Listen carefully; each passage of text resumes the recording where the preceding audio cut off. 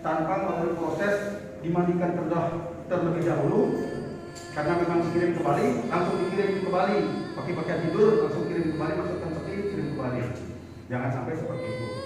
Jadi yang pertama, ketika dia sudah mempergunakan, misalnya dalam kondisi sakit, di tahap awal tadi disampaikan bahwa melalui bagaimana proses ketika orang itu menjelang meninggal. Kalau orang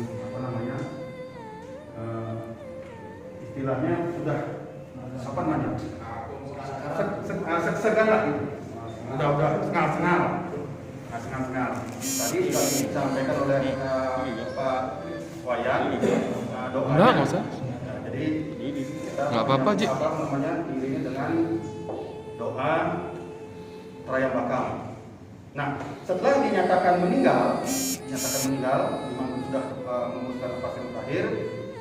Ketika dia masih mempergunakan baju, bajunya dilepas. Ketika bajunya dilepas, terutama bagian celana, kita tutup dengan kain hitam. Ini anggap aja hitam, walaupun mungkin ini biru ya. Nah, seperti ini. Nggak apa-apa. Jadi pertama kita buka bajunya.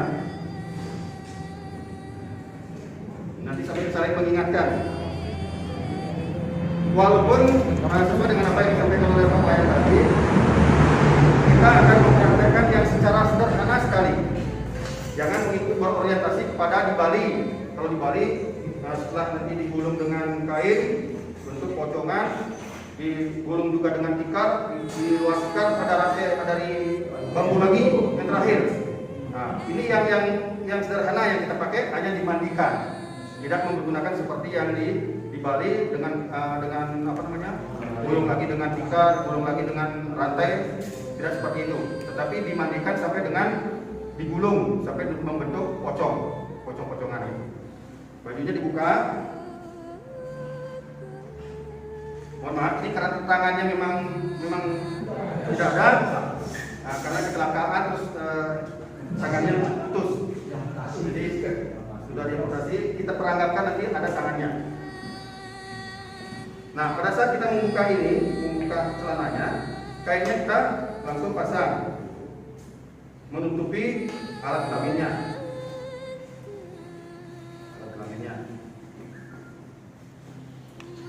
Dibuka.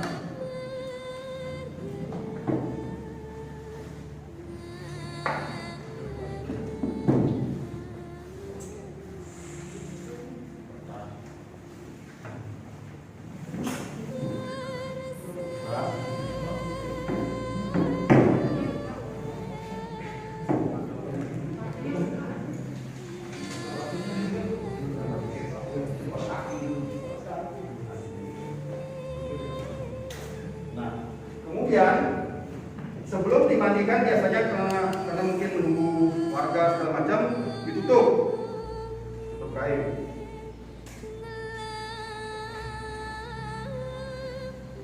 Tutup kain. Ya. Ini tidak bisa disatukan kakinya karena sudah kaku.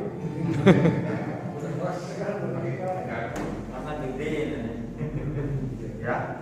Nah, sekarang kita akan memulai proses memandikan. Proses memandikan sesuai dengan apa yang disampaikan oleh Pak Pinandita, Pak Wayan tadi. Biasanya Pinandita itu berada di kepala.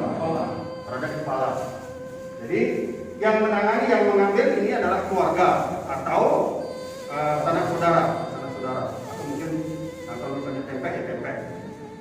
Kemudian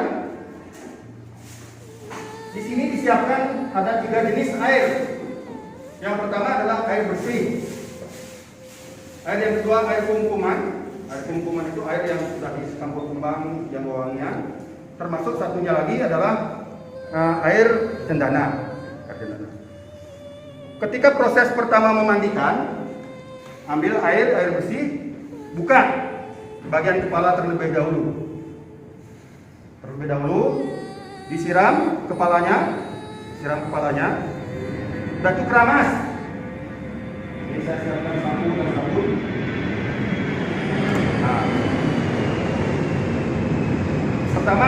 pertama adalah keramas. Keramas, ambilkan sampo, dibersihkan. Udah itu sudah disampuin, ambilkan air, siram, bersihkan. Setelah ini bersih, baru ke bagian muka. Bagian muka langsung dibuka semua. Baru semuanya dibuka. Biasanya di bagian kelamin ini adalah anaknya atau keluarga terdekat yang laki-laki. Kalau misal ini laki-laki, kalau perempuan ditutup oleh orang perempuan. Dituar. Udah itu langsung dimandikan semua. Mandikan semua. Pakai sabun semua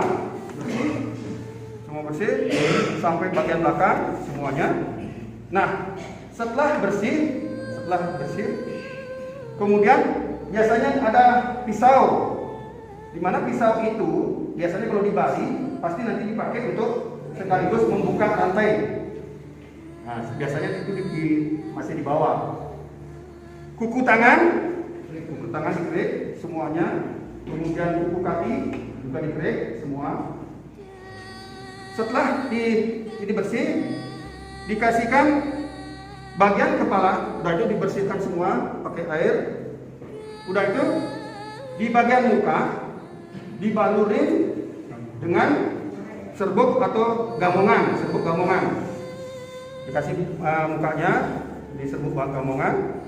Kemudian di bagian dada itu serbuk dari lengkuas, isen kalau di Bali, lengkuas.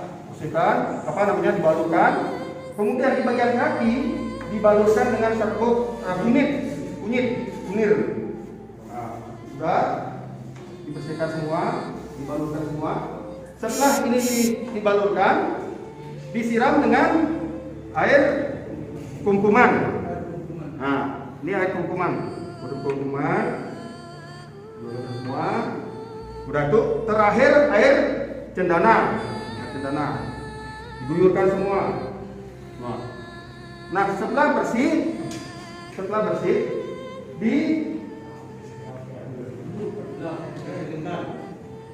ini telur, anggap ini telur. Kalau bapak ibu nanti ketika berhadapan dengan ini, ingat aja, Bos Nyoman dulu pakainya bola pingpong. Nah, telurnya, berarti ingat, dibalurkan dari atas kepala, terus sampai ke bawah. Nah, di bawah pecahkan. Biasanya pinandito itu hanya di depan saja. Ngasih telur dilanjutkan dengan keluarganya. Ngetisin juga dilanjutkan, beliau ngetisin pertama, dilanjutkan mungkin disiram dengan oleh keluarganya. Tidak beliau langsung yang mengambil. Kemudian setelah digulirkan telur, nah apabila dia luka, dibersihkan semua. Kemudian kalau kemudian bagian hidung ditutup kapas ya begini, bagian lubang hidungnya sumpel begini. Kemudian di sini juga, kemudian di telinga juga ditutup. Di sini juga ditutup di bagian telinganya pakai kapas. Kemudian di bagian mulut, kemudian juga di mata. Nanti sebelum ada acara teh lainnya, kita tutup dengan kapas, ya. Kemudian setelah ditutup dengan kapas, mengatur sikap tangan dan kaki. Tangannya ini kita dipakai seperti ini, seperti amusti karana sikapnya amusti karana. Kemudian ite-ite, ini namanya ite-ite. Nah, ini namanya tali ite-ite. Maksudnya kenapa? Ini berbentuk nanti angka 8. Nah, gini. Diginiin, ya. Nah, set bentuk angka 8. Ini diikat. Kemudian juga kakinya, jempolnya seperti angka 8 juga begini. Nah, dijadiin satu gini, tapi ininya angka 8. Nah, setelah ini dititik, artinya tangan semuanya dititik, dilanjutkan memasang kuangin. Mohon maaf Bapak Ibu, ini saya pertanggapkan kuangin. Saya yakin Bapak Ibu tahu bentuk dan sarana dari yang untuk membuat kuangin. Ini hanya nyanyian saja. Oh, memasang teteh. Mohon maaf, sebelum kita memasang kuangin, memasang teteh dulu. Memasang teteh. Dimulai dari kening.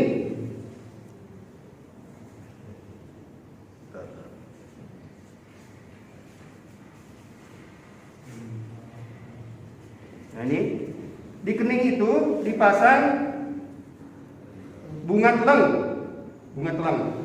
Di keningnya dipasang bunga teleng. Nah, bunga teleng. Kemudian di telinganya daun apa namanya? Daun melem ya. Daun melem di telinga. Di telinganya.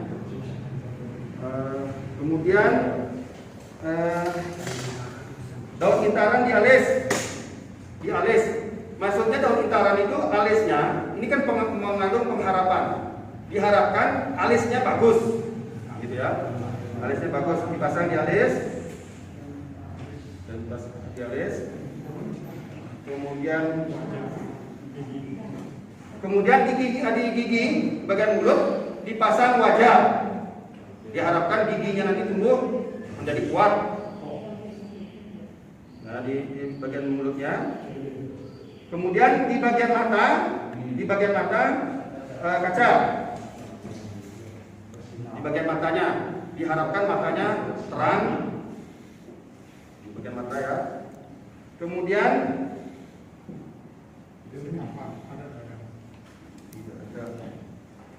nah, ini daun sekape namanya. Di sekape dikasih di bagian dada. Sampai daun sekape juga bisa sampaikan catur bija. Catur bija beras yang warna 4, merah, kuning, putih, dan hitam. Kemudian bebab itu ditaruh di bagian perut. Kemudian ini ditusuk menutup di bagian hidung.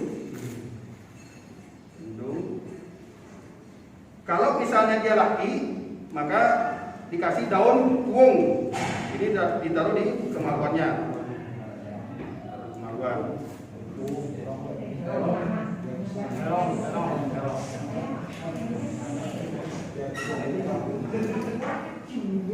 Kalau perempuan? Kalau perempuan dikasih bunga ini, daun padme. Kalau perempuan dikasih daun padme. Daun gunung tadi.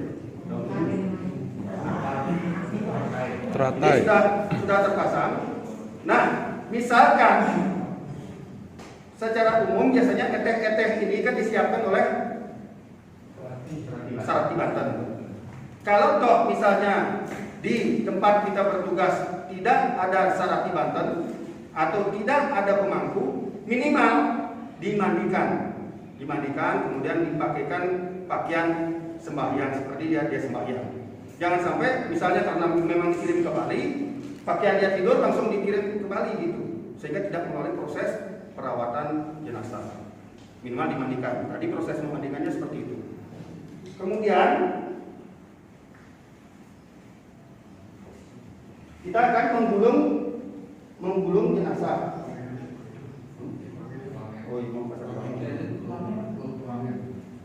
Memasang kuangin. Ya, ini ada 7. Yang pertama adalah di kening menghadap ke bawah. Ya.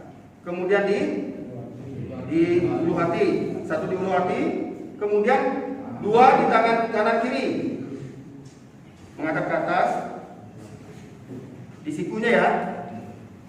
Ketika dia kan posisinya karena ini kita perangkapkan dia ini Nanti di sikunya, ditaruh di sikunya tuanginnya. Kemudian 2 di bagian lutut kanan kiri. Anggap begini, menghadap ke atas. 1 di bagian atas kemaluan di perut. Nah, menghadap ke atas. Nah, gitu. Jadi 7 tuangan yang digunakan.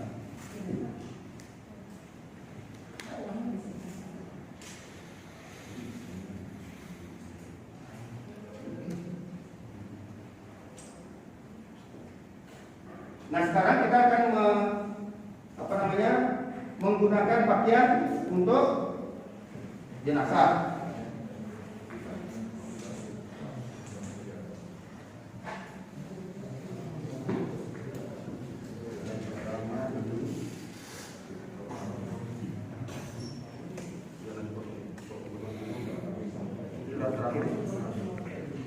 Nah, kalau misalnya tempatnya memungkinkan, yang pertama kita siapkan adalah kampo saput ya. Ini agak diangkat sedikit karena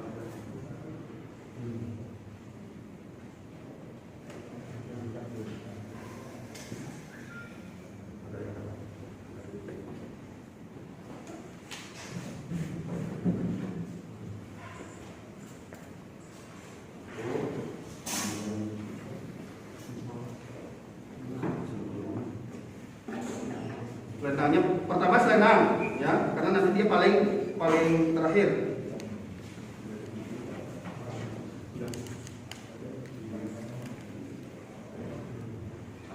Kemudian kain kaman ya.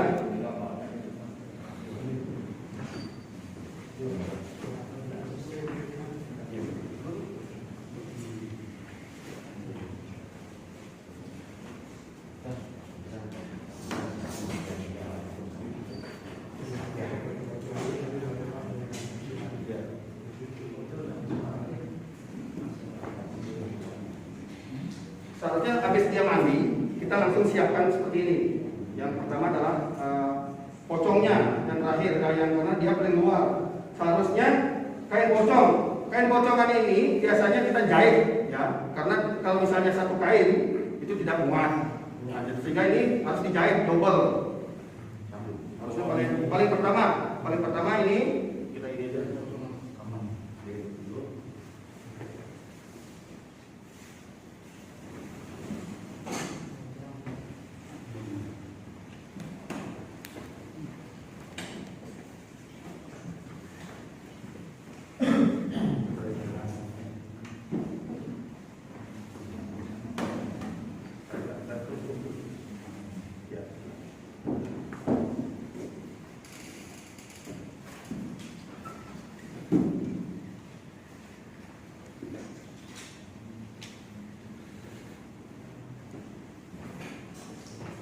Nah, setelah itu dalam proses bikin pocong, pertama adalah kita pakaikan kampo, kain kamannya, kain kaman karena dia paling dalam. Kain kaman ini dari kanan, terus ya berbentuk mengkancet lah. Nah, kemudian kampo berarti dia lebih pendek daripada dianggap begini. Baru nanti ini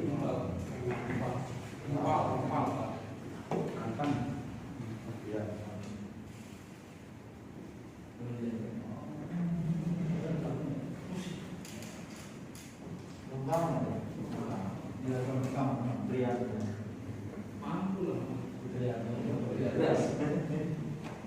Nah, kemudian baru digulung. Oh, ini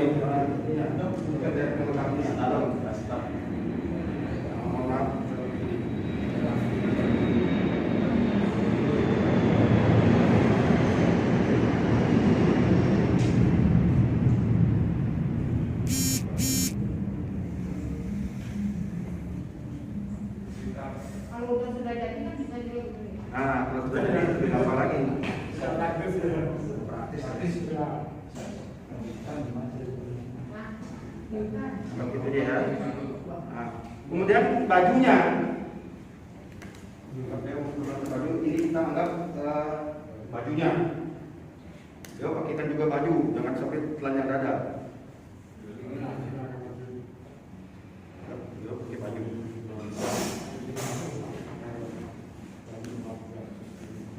Baju. Nah, setelah itu baru kita menggulung. Pada saat sebelum menggulung di bawahnya ini kita kasih tali. Ada 3. Nanti di atas,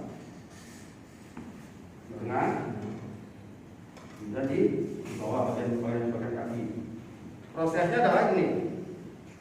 Nih, kita dulu.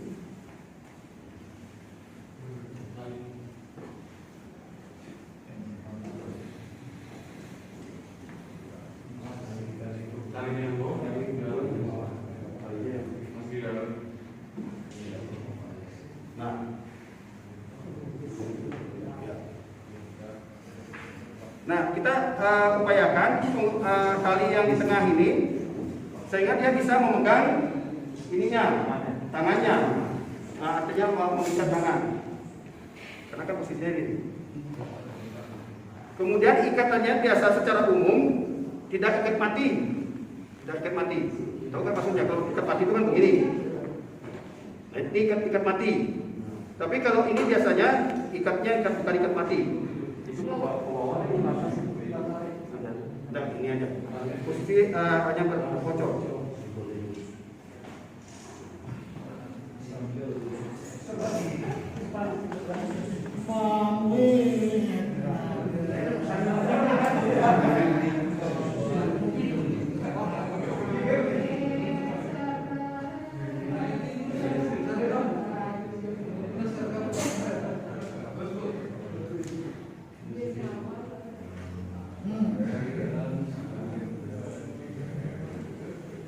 Ini karena kakinya tidak bisa rapat, sehingga bentuknya seperti ini. Nah, setelah ini selesai, akan dimasukkan ke dalam peti. Sebelum dimasukkan ke dalam peti, Pinandita akan membersihkan peti dengan doa pembersih ya. Nah, gitu. Setelah mulai proses pembersihan oleh Pinandita, maka jenazah langsung dimasukkan ke dalam peti. Nah, di sini kita tidak menyiapkan peti, dimasukkan ke dalam peti. Nah, setelah di dalam proses di dalam peti, kan nanti ada tarpana. Ya, makanya sesuai dengan apa yang disampaikan oleh Pak Bayan tadi, proses hidup, lahir, hidup, mati itu berulang-ulang. Nah, gitu, berulang-ulang. Maka persembahkan tarpana. Setelah itu ada proses mesuluh. Pada proses mesuluh, doa yang diawali dengan doa keluarga yang mengantarkan jenazah untuk ini. Kemudian mesuluh. Pada saat mesuluh itu ada ketentuan bagi Pinandita, walaupun itu orang tuanya, tidak diperkenankan untuk ikut mesuluh. Kemudian bagi orang yang hamil, walaupun itu anaknya sendiri, tidak diperkenankan mesuluh. Kenapa orang hamil tidak diperkenankan mesuluh? Karena belum tentu bayi atau janin di dalam kandungan itu lebih muda daripada orang yang meninggal. Secara umum, biasanya orang yang mesuluh itu umurnya lebih muda daripada yang meninggal. Nah, gitu. Sehingga kenapa orang hamil secara umum tidak boleh mesuluh? Nah, itu karena keyakinan kita, bayi atau janin yang di dalam kandungan itu belum tentu umurnya lebih muda daripada yang meninggal ini. Karena proses reinkarnasi tadi. Karena kita mengenal proses reinkarnasi. Kalau pinandita, proses juntakenya, walaupun istilahnya orang tuanya yang juntake bagi pinandita, kalau orang tuanya yang meninggal. Selain orang tuanya yang meninggal, tidak mengalami proses juntake. Kalau sulingge, walaupun orang tuanya yang meninggal, beliau tidak mengalami juntake, kecuali guru nabenya yang meninggal, baru juntake. Nah gitu. Kalau pinandita tidak mengalami juntake, walaupun mungkin keluarga terdekatnya yang meninggal. Tapi kalau orang tuanya sendiri yang meninggal, baru dinyatakan juntake. Ini ketentuan dari tata rungo daripada seorang pinandita atau pandita. Nah, setelah masuluk biasanya kan ada mempegat, proses mempegat sebelum diberangkatkan ke kuburan. Nah, artinya proses mempegat artinya memisahkan antara yang meninggal dengan pihak keluarga. Artinya pisah lah, udah alamnya udah berbeda. Nah, kalau sesuai dengan apa yang disampaikan oleh Pak Wayan tadi, kalau misalnya jenazah itu akan dibawa ke makam, mungkin digotong gitu ya, maka kaki berada di depan, seperti orang berjalan. Kalau misalnya menggunakan kereta jenazah atau mobil, maka kepalanya berada di depan. Nah, berarti masukkannya pada saat memasukkan itu kepalanya dulu yang masuk. Nah, gitu. Tetapi kalau misalnya digotong berjalan gitu, berarti kakinya yang berada di depan. Gitu. Intinya bagi saudara-saudara kita terutama yang di luar daerah, minimal proses memandikan atau perawatan dalam hal ini perawatan jenazah, minimal proses memandikan dilakukan. Jangan sampai karena memang tidak ada siapa-siapa, kemudian tidak ada pemangku, misalnya tidak ada Sarati Banten yang memang membuatkan eteh-etehnya ini, sampai memandikan pun tidak dilakukan. Nah, itu seperti itu. Memandikan jenazah jangan takut. Kadang-kadang takut saya memandikan jenazah. Jangan takut, orang sudah meninggal. Apalagi meninggal baru. Udah, bagaimana proses seperti orang yang sehat, yang ketika kita mandi sendiri, biasa saja. Ketika mungkin harus membalikkan badannya beliau, ya udah tarik aja, tarik siram. Nah, gitu. Jadi proses memandi sampai selesai memandikan dan sampai berangkat menggunakan pakaian seperti menggunakan pakaian mereka pada saat mau sembahyang, gitu. Seperti orang mau sembahyang. Atau pakaian kegemarannya yang digunakan. Kalau misalnya pakaian sembahyangnya dia senangnya pakai yang safari, dia gunakan yang beliau suka atau yang beliau senangi. Nah, setelah saya tidak sampai pada proses kremasi karena tadi sudah dijelaskan oleh Pak Wayan. Setelah selesai memandikan sampai dengan menggulung dan sampai dengan menggulung dan berangkat, itu mungkin barangkali yang perlu saya jelaskan. Proses bagaimana ketika mengembuskan nafas terakhir sampai ketika proses memandikan tadi karena memang kondisi tempatnya seperti ini, seharusnya kan proses memandikannya itu ini tempatnya istilahnya Topago itu biar ada mungkin yang pertama ya kalau yang sudah biasa tidak ada masalah, sudah terbayang. Topago itu seperti ini tempatnya. Terus di samping kanan kiri dia ininya dikasih tiang, terus di atasnya dikasih kain kotak itu. Jadi seperti itu baru dimandikan. Pinanditonya berada biasanya di bagian kepala. Nah, baru sanak keluarganya di sini. Secara umum biasanya kalau misalnya orang tuanya yang memegang alat kelamin, itu biasanya anaknya atau adiknya atau yang lebih muda. Itu dengan ditutup dengan tangan kiri memakai kainnya kain hitam.